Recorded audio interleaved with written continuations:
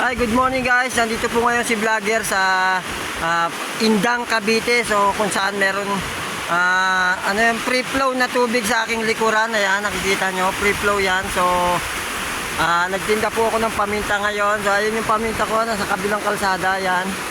So ayun, sinubukan ko ngayon. First time ko nagtinda ngayon dito sa Indang, kaso kaunti yung tindahan, no. Ano siya, parang bundok. Tapos madalang yung tindahan. O ayan, tatawid na tayo para sa aking paninda.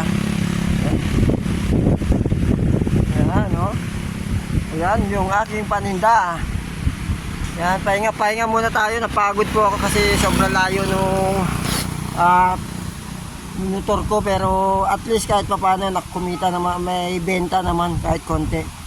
Ayun, pandagdag sa pambayad sa wifi at saka sa cellphone na utang. Yan.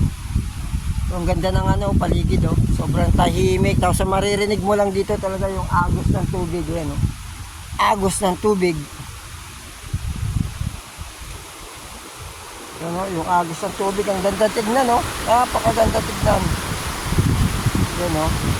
Diba? Napakatahimik. Sarap tumira sa ganitong lugar pagkakuan. So, shoutout ko muna po pala yung mga aking mga kaibigan dyan. Siyempre, si Janet ba yan? Janet Gela Rera. Yan. Siyempre, saka si Joven Pastrana ng Gamu Isabela. Saka yung mga tropa pits natin dyan, mga team vlogger dyan sa Gamu Isabela. Kamusta na po kayo? So, ganun din sa mga kaibigan natin dito. Si Maria Cabrera, si Ella Joy Cabrera, RC Cabrera, saka si Jezebel Cabrera ng Saudi Arabia. Yan. Rix D ng Dubai. Magandang umaga po sa lahat. Magandang morning po. Mabuhay po tayo hanggang gusto natin.